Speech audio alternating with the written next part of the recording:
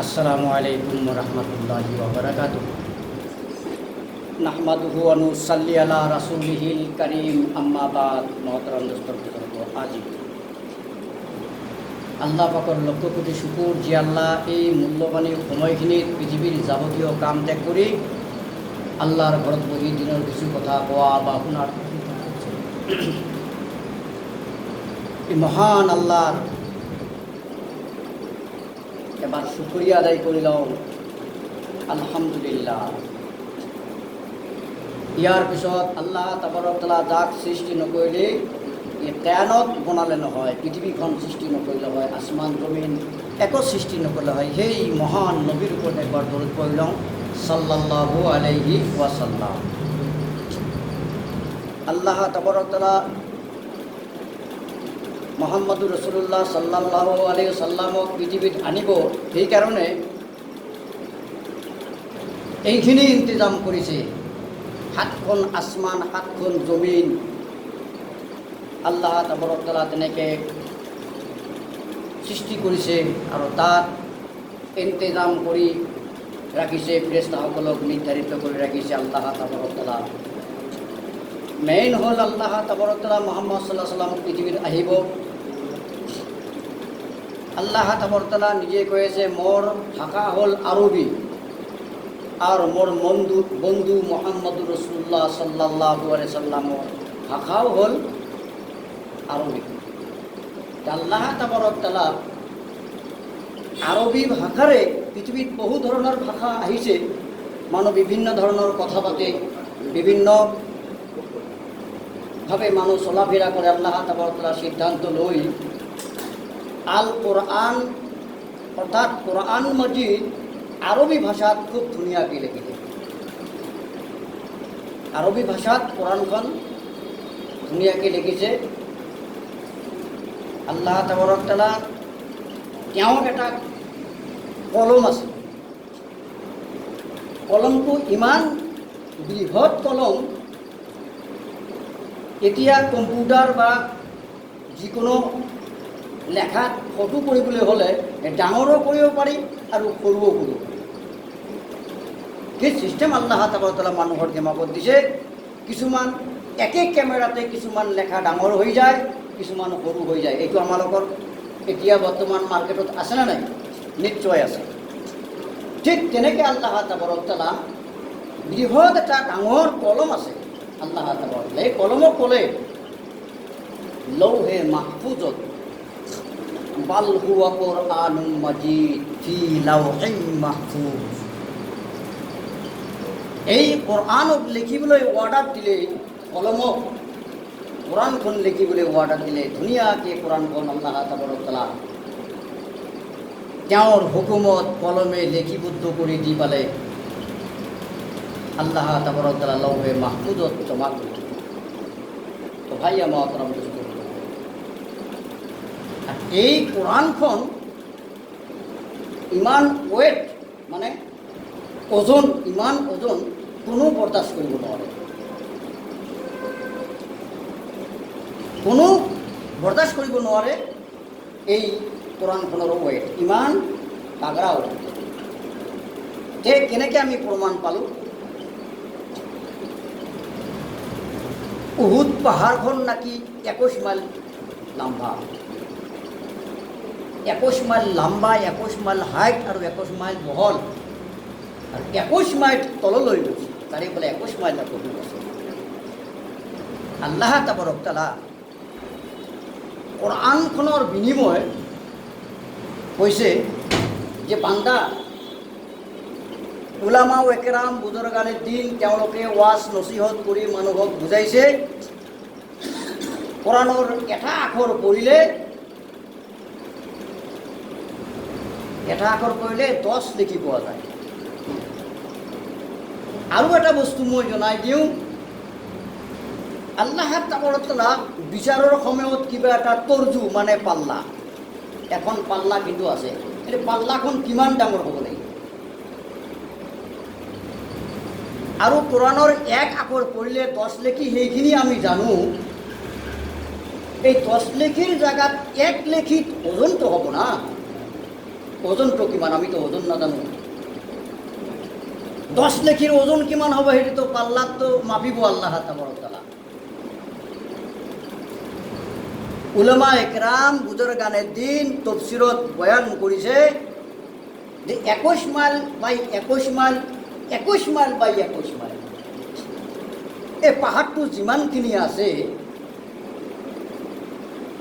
এটা হৰত পৰিলে যে 10 লেখি পোৱা যায়, 10 লেখিৰ 1 লেখিৰ ওজন এই উহুদ পাহাৰৰ সমান লাভ হ'ব। তাহলে 1 লেখিৰ ওজন কোৰআনৰ আখৰৰ 1 লেখি এটা আয়াত তেলাওয়াত কৰিলে আলিফ কোৱাৰ লগে লগে আল্লাহ তাআলা 10 লেখি আমল নামাত দিলে 10 লেখিৰ পৰিমাণটো কিমান আমি জানিবতো লাগিব। আমি আজি জানিলাম 10 লেখিৰ পৰিমাণ কিমান। এই 10 লেখিৰ ভিতৰত 1 লেখিৰ ওজন আল্লাহ তাআলা এই উহুদ পাহাৰৰ যিমান ওজন আছে 4×21 মাইল 21 মাইল 21 মাইল কৰি যিখিনি এইখিনি এই পাহাৰটো যিমান ওয়েট আছে এই ওজনটো 1 লেখিৰ বিনিময়ত আল্লাহ তাআলা দান কৰিব। সুবহানাল্লাহ। তেনেহ'লে আমি গম পালোঁ যে কোৰআনখন কি বস্তু। এটা আখৰত 10 লেখি, এটা লেখিত আমি কিমানখিনি পাম? উহুদ পাহাৰৰ নিচিনা সব পাম। আৰু 9 বাকী থাকিল।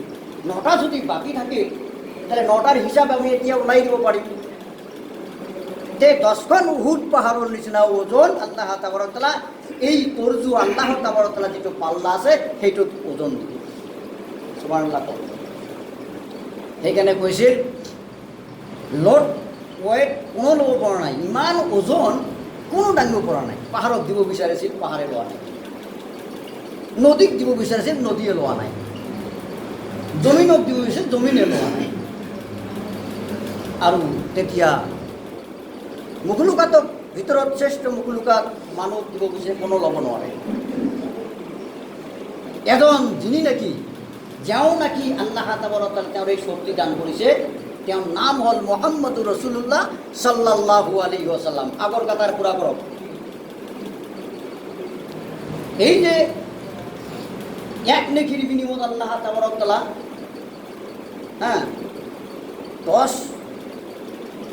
21 মাইল বাই 21 মাইল এনেকে 4 কোণত 21 মাইল 21 মাইল এটা পাহাৰৰ সব আল্লাহ তাআলা দান কৰিব। তেনেহ'লে যদি আমি কোৰআনখন তেলাওয়াত কৰি থাকোঁ আমাৰ কি হ'ব? সেইকাৰণে কৈছিল অনবৰত সদায় কোৰআন তেলাওয়াত কৰা ব্যক্তিক আল্লাহ তাআলা তেওঁৰ নামটো হাফিজৰ খাতাত লিখি দিছে। যি হাফিজ নাকি লক্ষ লক্ষ বার, লাখ লাখ বার, কোটি কোটি বার কোরআন তেলাওয়াত করেছে। সুবহানাল্লাহ। প্রতিদিনে কোরআন তেলাওয়াত করা ব্যক্তিক আল্লাহ তাআলা তেওঁৰ নামটো হাফিজৰ খাতাত ৰেজিস্টাৰ কৰে থৈছে। কিয়ামতৰ দিন হাফিজ একফালে থিয় হ'ব, পৃথিৱীৰ আনফালে বৃহৎ বৃহৎ ওখ পাহাৰ আহি আহি জমা হৈ থাকিব। মানে ওজন দিবলৈ পাল্লাত উঠাৰ দৰকাৰে নাই। পাল্লাত যে উঠাই দিব দৰকাৰে নাই। আল্লাহ তাআলা বিনা হিসেবে জান্নাতৰ সাৰ্টিফিকেট তেওঁক দি দিব। সুবহানাল্লাহ। যে এই কোৰআনটো এই কাৰণে তেলাওয়াত কৰিব লাগে যে কোরআন আল্লাহর ভাষা। আল্লাহ নিজে যি ভাষাত কথা পাতিছে এর নাম হল আরবি। এই আরবি ভাষাত কোরআনটো লিখিছে আর কোরআনটো যি কলমে লিখিছে এটা কলমক হুকুম কৰিছে। কলমটো পৃথিৱীতকৈ 10 গুণ ডাঙৰ এটা কলম, সেই কলমক হুকুম কৰিছিল লিখি। ইমান ডাঙৰ কলমেদি এইখিনি সৰু সৰু লেখা কেনেকৈ আহে? এতিয়া মানুহৰ মগজত সোমাই দিব দিছে যে মানুহ যে কম্পিউটাৰত কিছুমান বস্তু লেখি ডাঙৰ ডাঙৰ বেনাৰবিলাক যে দিয়ে কেনেকৈ দিয়ে? এইখিনি এটা কম্পিউটাৰৰ ভিতৰত ইমান ডাঙৰ বৃহৎ বৃহৎ বেনাৰ কেনেকৈ আহে? আল্লাহ তাআলা কৈছে তেনেকৈ ডাঙৰ কলমেদি লিপিবদ্ধ কৰি সিটোকে চেপি আনি সৰু কৰি মানুহৰ জিন্দগীত মানুহ যিমানখিনি দীঘল মানুহৰ অনুযায়ী সেই হিচাপে মানুহৰ চকু যিমানখিনি যেনেকুৱা সেনেকৈ ছিষ্টেম যাতে সুবিধাজনক হয় তেনেকৈ আল্লাহ তাআলা কোৰআনখন পৃথিৱীৰ জমিনত আনিব। এতিয়া এই কোৰআনখন কোনো ল'ব নোৱাৰে। ইমান ডাঙৰ কোৰআন, ইমান পাৱাৰফুল কোৰআন কোনো ল'ব নোৱাৰে। শেষত মুহাম্মদুৰ ৰাসূলুল্লাহ সাল্লাল্লাহু আলাইহি ওয়াসাল্লাম ক'লে, বন্ধু আপোনাৰ বাহিৰত আৰু এই কোৰআনখন কোনো ল'ব নোৱাৰে। কোরআনখন আপুনিও ল'ব লাগিব। সেই কারণে মুহাম্মদ সাল্লাল্লাহু আলাইহি সাল্লামের ওপর যেতিয়া কোরআন নাজিল হয়, যেতিয়া ইকরা পঢ়িব দিয়ে, তেতিয়া তেওঁ খুব পেৰেচান হৈ গৈছিল, অসুস্থ হৈ গৈছিল। ইমান লোডখন লওঁতে অসুস্থ হৈ গৈছিল। ভাইয়ে মহতৰম দোস্তৰ লৈ গ'ল, আমিতো সহজতে কোৰআন পালোঁ। এই কোৰআনৰ পৰা হাদিছ ওলাই দিলে। হাদিছবিলাক আগত ওলা নাছিল, একখাটা কৰিব নোৱাৰিছিল। খান খান কাগজত, ইয়াৰ তফচিৰত খান কৰি লিখি বিভিন্ন জায়গাত আছিল। সেইকাৰণে আমাৰ ইমামসকল, ইমাম আবু হানিফা ৰহমতুল্লাহ আলাইহি, তাৰ মানে নবীক দেখা নাই, তেওঁ বহুত পিছত আহিছে। কিমান পাছত? নবীৰ কিমান পাছত আহিলে? নবীসকল যোৱাৰ 200-250 বছৰ পিছতহে এই হাদিছবিলাক লেখা আৰম্ভ হয়। তেওঁলোকে শুনি হাদিছবিলাক লেখা হ'ল। নবীৰ দিনততো তেনেকৈ কোনো কিতাপ অহা নাই, কোনো ইমাম অহা নাই। তেওঁলোকে লিখিছিল, যোনে নবীক দেখিছে, নবীক দেখা ব্যক্তিক কোৱা হয় সাহাবা ৰাদিয়াল্লাহু আনহু, আর নবীক নেদেখা ব্যক্তি কোয়া হয় রাহমাতুল্লাহি আলাইহি। জ্ঞানী ব্যক্তির নাম তো, জ্ঞানী ব্যক্তির নাম এনেকে কোয়া হয়। কারণ নবীক দেখা নাই ইমামসকলে, ইমাম শাফি, ইমাম হাম্বল, কোনো নবীক দেখা নাই। আর এইবিলাক কিতাপ লিপিবদ্ধ হল কেতিয়া? 200-250 বছর পিছতহে এইবিলাক হাদিছ সব লিখিল। গতিকে অলপ তো সারা আৰাটো হ'বই। ইয়াৰ পৰা শুনিছে মানুহজন কেনেকুৱা আছিল। এই মানুহজন হযৰত আবু বকৰ সিদ্দিক কেনেকৈ আছিল, তেওঁৰ হিষ্ট্ৰীবিলাক এনেকৈ কোনে জানে। এইবিলাকে শুনি লৈ পেলাই তেওঁ লিপিবদ্ধ কৰিছিল, কিতাপত লিখিছিল। সেইকাৰণে কোৰআনখন যে আল্লাহৰ বাণী, এইখন কিন্তু আল্লাহৰ ৰসুল সাল্লাল্লাহু আলাইহি সাল্লাম থাকা অবস্থাতে সাহাবাসকলে একতা কৰিছিল। সাহাবাসকলে একতা কৰি কোৰআনখন সুন্দৰভাৱে এনেকৈ চিষ্টেম কৰি সেনেকৈ আল্লাহ ৰসুল সাল্লাল্লাহু আলাইহি সাল্লামৰ হুকুম মতে দিছিল। এতিয়া কোৰআনখন সাধাৰণ বহুত মানুহ পঢ়িব নোৱাৰে। জবৰ জেৰ পেশ একো নাছিল, কমা দাড়ি একো নাছিল, কত কেনেকৈ উৰিব? বুদ্ধিজীৱী সাহাবাসকলৰ ইমান আল্লাহ তাআলা শক্তি দিছিল। আৰবী জবান যদি আছে, তেওঁলোকে আৰবী জবানত বস্তুবিলাক লিখি ক'ত জবৰ লাগে, ক'ত জেৰ লাগে, ক'ত পেশ লাগে, এইবিলাক সব লিপিবদ্ধ কৰি দিছে, যাতে মানুহৰ সহজ হয় বুজিবৰ কাৰণে। আৰ এই কোৰআনখন এই কাৰণে বুঝিব দিছে, আবু জেহেলে কোৰআন বুঝি পাইছিল, তেওঁলোকৰ জবান আছিল আৰবী জবান। ফিৰাউনে কোৰআনখন বুঝি পাইছিল। বুজুৰ্গানেৰ দিন বহুত পয়গম্বৰেৰ জামানা তেনেকৈ আৰবী ভাষা, আল্লাহৰ ভাষাটো প্ৰচলন হৈছিল। সেই সৰ্বযুগৰ পৰা আৰবী ভাষাটো আহি আছে, এইবিলাক জানিব পাৰিছিল মানুহ যে আরবী ভাষা। আমি এতিয়া অসমীয়া মানুহ, অসমীয়া সব ভাষা আমি জানো, আমি বেংগলী সব ভাষা জানো, ট্ৰেন্সলেটৰ বনাই বেলেগ ভাষাত পৰিণত কৰি দিব পাৰোঁ। ঠিক তেনেকৈ আৰবী ভাষাৰ মিনিং তেওঁলোকে জানিছিল। এই যেতিয়াই কৈছিল যে লা ইলাহা ইল্লাল্লাহ, ফিরাউনও তেতিয়াই কৈছে লা ইলাহা ইল্লাল্লাহ, ময়ো তো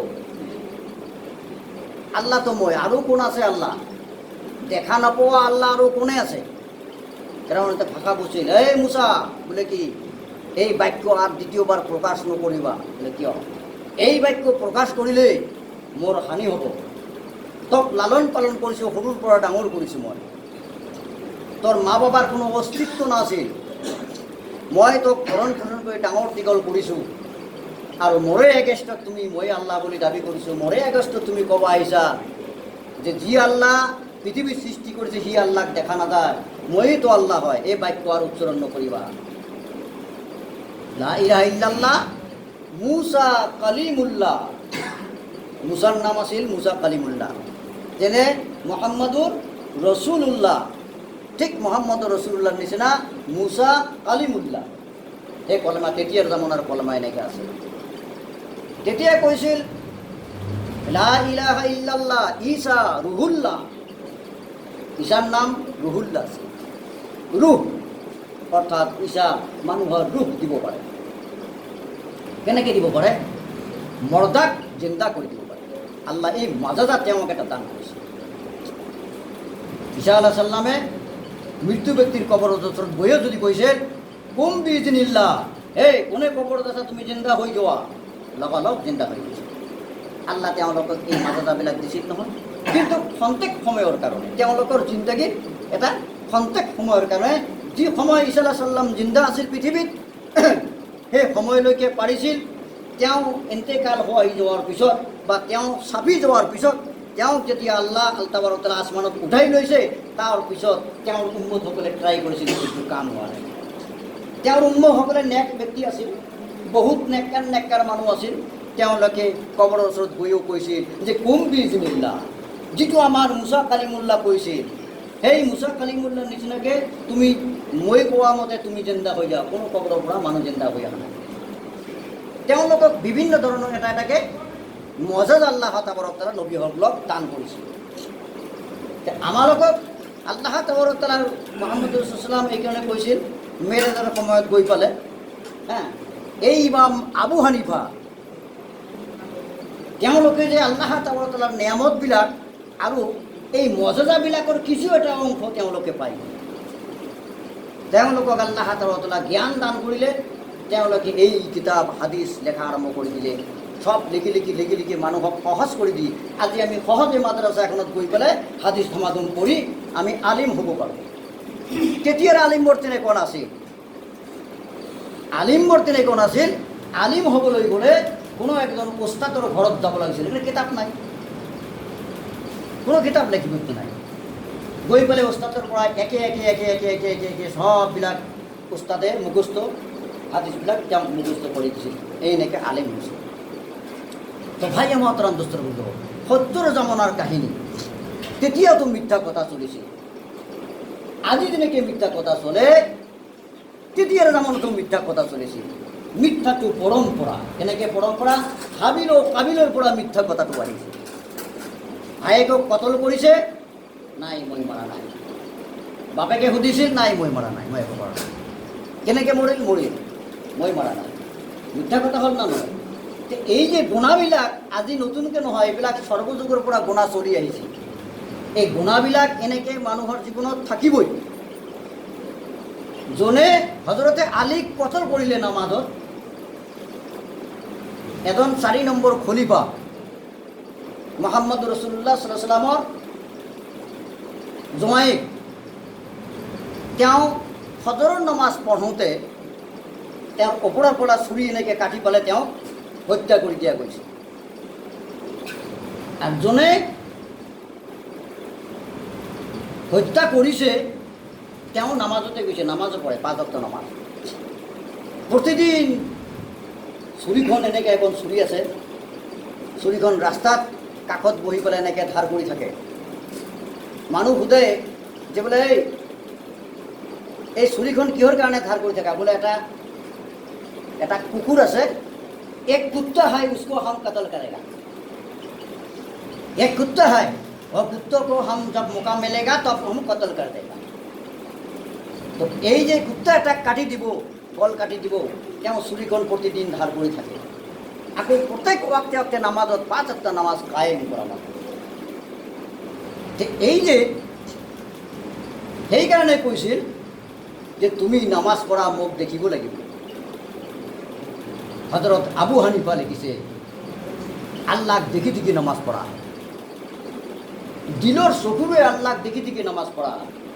যদি আল্লাহক নেদেখি নামাজত থিয় হৈ তুমি বেলেগ কাবাক দেখি থাকা, তোমাৰ মন, তোমাৰ দিল, তোমাৰ চকু 1 ঘণ্টা আগত কি কৰি আহিছে বজাৰত, সেইখিনি যদি মনত পৰি থাকে, তেনেহ'লে সেই গাইৰুল্লাহৰ নামাজ বুলি কয়। এই নামাজে তোমাক জাহান্নামৰ পৰা বচাব নোৱাৰে, জাহান্নামলৈ লৈয়ে যাব। আউযুবিল্লাহ। আল্লাহ তাবাৰক তাআলা যোনে আলী ৰাদিয়াল্লাহু তাআলা আনহুক কতল কৰিছে, তেওঁ ইমানদাৰ আছিল, এজন নামাজী আছিল। আবু হানিফা সেইকাৰণে লিখিছে আল্লাহ তাবাৰক তাআলা মই একই উজুতে আল্লাহ তাবাৰক তাআলা ফজৰৰ পৰা জহৰ, জহৰৰ পৰা আসৰ, এনেকৈ মাগৰিবৰ পৰা ঈশা, ঈশাৰ নামাজৰ পৰা আৰম্ভ কৰি ফজৰলৈকে মই একই উজুতে নামাজ আদায় কৰিছোঁ। আৰ নামাজ আদায় কৰাৰ পিছত তেতিয়া মই নিজৰ গাটোৰ বডিটোক অলপ কৰিবৰ কাৰণে, সুস্থ দিবৰ কাৰণে নামাজৰ নামাজত মই অলপ বাগাৰ দিছোঁ। বাগাৰ দিয়াৰ লগে লগে আল্লাহ তাবাৰক তাআলা 80 বাৰ মই কোনে কিমানবাৰ আল্লাহক দেখিছে না দেখিছে মই নাজানো, 80 বাৰ আল্লাহ তাবাৰকাল্লাহ মই অধম গুণাগাৰ ইমাম আবু হানিফা ৰহমতুল্লাহ আলাইহি আল্লাহ মোক দেখা দিছে। যেতিয়া তেনেকৈ দেখা দিছে, তাৰমানে তোমালোকে গাইৰুল্লো নামাজ নপঢ়িবা, নামাজ আল্লাহ কোৱাৰ লগে লগে সব কথা আহি তোমাৰ মনত পেলাই দিব। কোনে আনে? শয়তানে আনে। যোনে প্ৰথম মিথ্যা কথা কোৱা শিকাইছে তেওঁ সব আনি দিব এনেকৈ।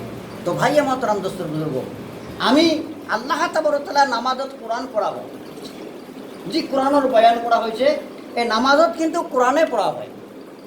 নামাজৰ কোরআনটো যেতিয়া পড়া হয়, চাবা করে নামাজ পড়েছিল খুব কান্দিছিল। আমি নামাজ পড়লে নকান্দো, কারণ আমি আরবির মিনিং নাজানো। তেনেহলে আরবির মিনিংটো কিমান দরকার। এতিয়া বর্তমান স্মার্ট জামানাত সব ধরনের কিতাব, সব ভাষাত কিতাববিলাক পোৱা যায়। আমি যিটো সূরা নামাজত পড়িম সিটো মুখস্থ করি তার মিনিংটো আমি জানি না।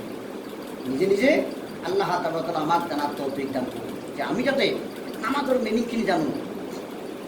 আল কারিয়াতু মাল কারিয়া কি কইছে, আল হাকুমুত তাকাতুর কি কইছে, ইদা জুলজিলাতিল আরদু জিলজালাহা।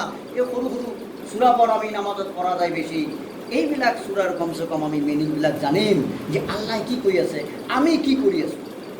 তেতিয়া আমাৰ হৃদয়ৰ ভিতৰত, মনৰ ভিতৰত এটা এনেকৈ বস্তু দাখিল হ'ব যে আমি যাতে আল্লাহ তাআলা নামাজৰ যেটা চকু আমি খুলি আল্লাহ তাআলাৰ হুকুম মতে সেই নামাজ পঢ়িব পাৰোঁ। যেনেকৈ নামাজ আবু হানিফা পঢ়িছিল, সুবহানাল্লাহ, যেনেকৈ নামাজ সাহাবাসকল পঢ়িছিল, সেনেকৈ ধৰণৰ নামাজ আল্লাহ তাআলা আমাক পড়াৰ তৌফিক দান কৰুক। আমিন। আল্লাহ আমাৰ তৌফিক দান কৰুক। বাকি সুন্নত কৰে